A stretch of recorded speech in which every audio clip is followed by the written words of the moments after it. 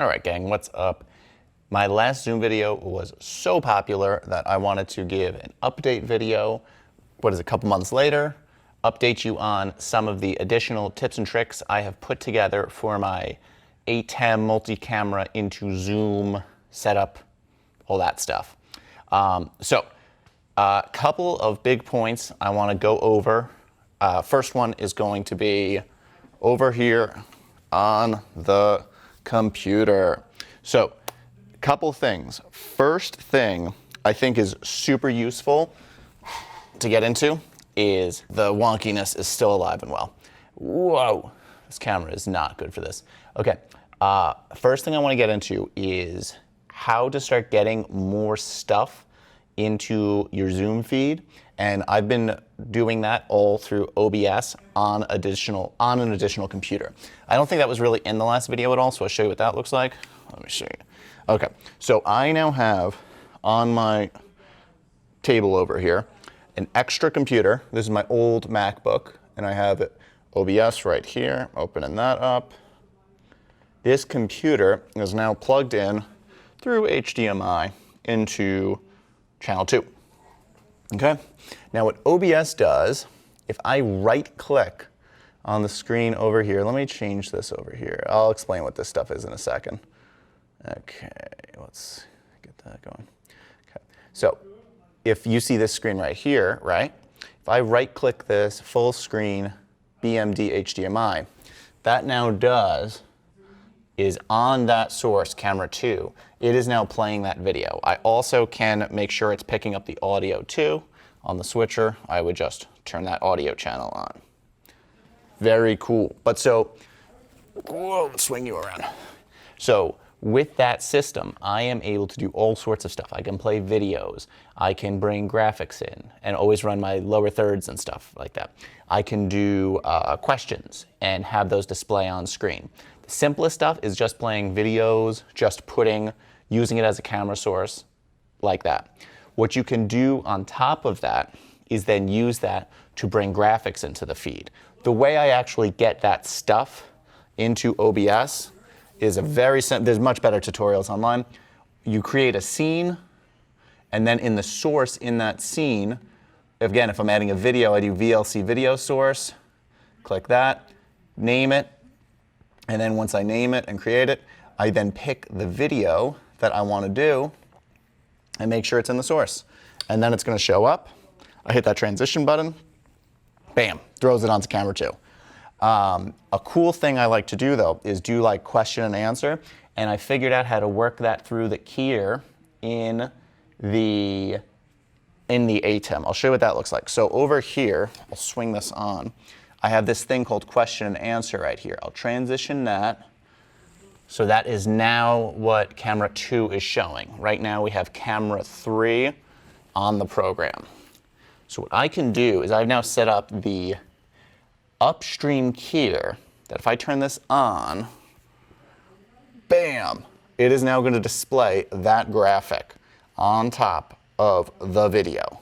Cool?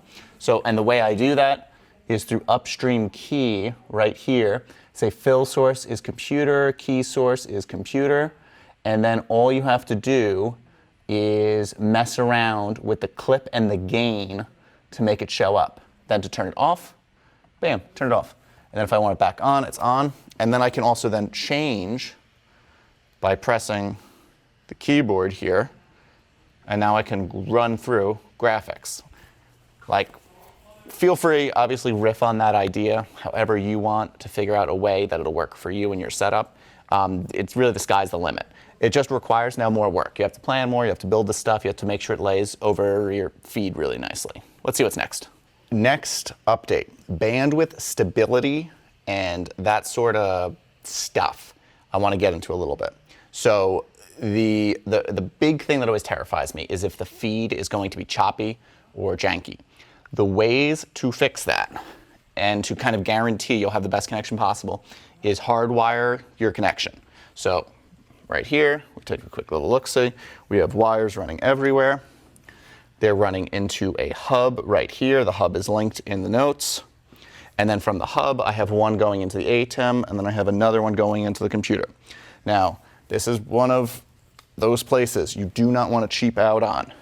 Make sure you get the expensive USB-C to Ethernet adapter. I bought a cheap one, and I found it giving me an inconsistent Ethernet connection. And I was dropping frames because of that. At least I think so. I bought the more expensive one. It's worked great since then. So do that. The other thing to look at to understand what your actual feed is, let's swing it around. I hope you're enjoying the jank. So something you should do, there you go, is once you have a Zoom meeting open, go Zoom, Preferences, Statistics, Video. Now, when you have a feed going, you should start, kind of do like a test feed and like open up a waiting room, bring some people in, and now look at this stuff right here, which you want to see because this is now you're going to know what your clients are actually receiving.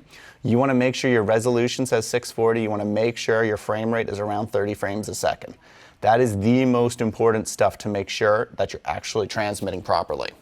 I've had situations where it appears that it's going up properly, and I seem to have no problems, but I have clients tell me that there's an issue. As long as I can confirm that my up speed is working and I'm sending out the right signal, I can very quickly tell them, you have a problem on your side, you need to hardwire, you need to change your Wi-Fi. Go to a different room, right? That's very important information to have. Now, also, I got a bunch of comments about people talking about how I have a 1080 setup, but Zoom compresses down to 640, and sometimes even more than that. Now, I have a very, very good Zoom account through my company, and have talked at length with people at Zoom to figure out how to get a better quality stream. So my stream does go out at 1080 in some situations, but Zoom kind of has some very amorphous rules about how and when the stream can be at higher quality. I know that as long as my internet speed stays high, am I out of focus? I know that as long as my internet connection is as strong as this, it'll put out at least a 720 feed, which definitely is noticeable for clients that they'll see that difference between 640 and 720. So that's cool. Definitely check that out. Next topic is about HDMI cables. I have so many of these cables that are now broken, especially the micro HDMI, simply because there's the wires, they're hanging all the time, and they keep breaking off. And that's really bad because it could, more important than the cheap adapters breaking, is it could break the HDMI port on the camera itself. So something I've now had to do to all my cameras is this. I finally did the thing I was supposed to do all along. All of my cameras now have cages on them.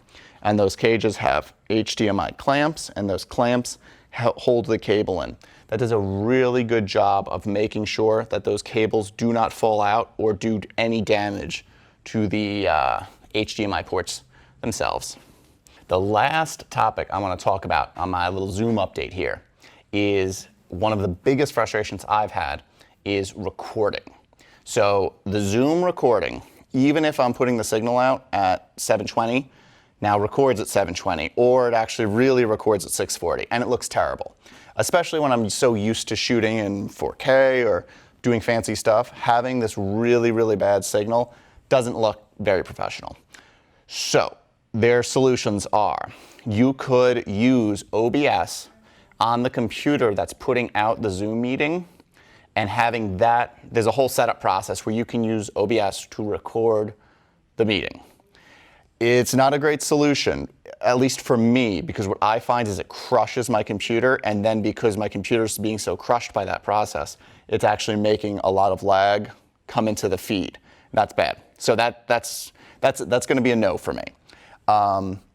Oops, sorry, I clicked the screen again.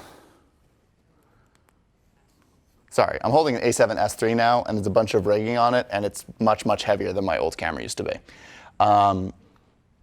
The solution that I actually have found that works the best, and this is like the most almost low-tech solution, is I am now again running my, I am now recording off of my cameras. So I've gone back to putting memory cards in the cameras, and before I start a segment on one of the cameras, I record. Now, this won't work for everybody's feeds.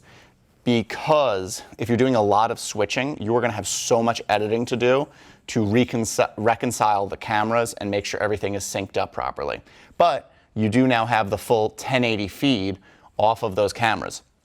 The big reason I resisted doing this is I like to run my microphones through the ATEM Mini Pro. I don't like to put them on the cameras because if I need to do battery swaps and that microphone is still connected to a person, I could now knock out their microphone feed.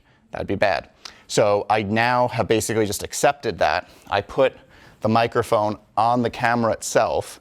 I use audio follows video when I'm doing switching, which actually does take a step out, which is pretty nice. But I now have the audio and I have the video already synced up in the camera. I now don't have to worry about setting audio delay in the ATEM Mini Pro. And now I have high quality recordings again. Yes, I have none of the Zoom interaction component of it, but like during longer lectures and stuff, this has pretty much worked out fine. So those are kind of the main points I wanted to go over. Bringing OBS in on a second computer, because you could just add so much to your feed doing that. Some tips and tricks on Zoom feed stability, and that really comes down to just making sure you're hardwired and making sure you're not really running a bunch of other stuff. Number 3 is being careful of those HDMI wires. So making sure you're caging up your cameras, which is of course something that people suggested to me in the comments of the last video. And then number 4 is figuring out a good recording solution. So I've gone from trying to record via the Zoom recording, which is terrible quality, to trying to figure out some other, the OBS solution, which didn't work for me, to now just recording locally on the cameras, and now I have the hard files again. I also am using A6400 here, A7S III. They have no record limits, so those aren't problems I run into anymore. So, hope that Zoom update, ATEM Mini Pro update was useful for you. If you liked it, comment, like, subscribe. Please throw me some questions for the next one, and I'll get to it. Thank you so much.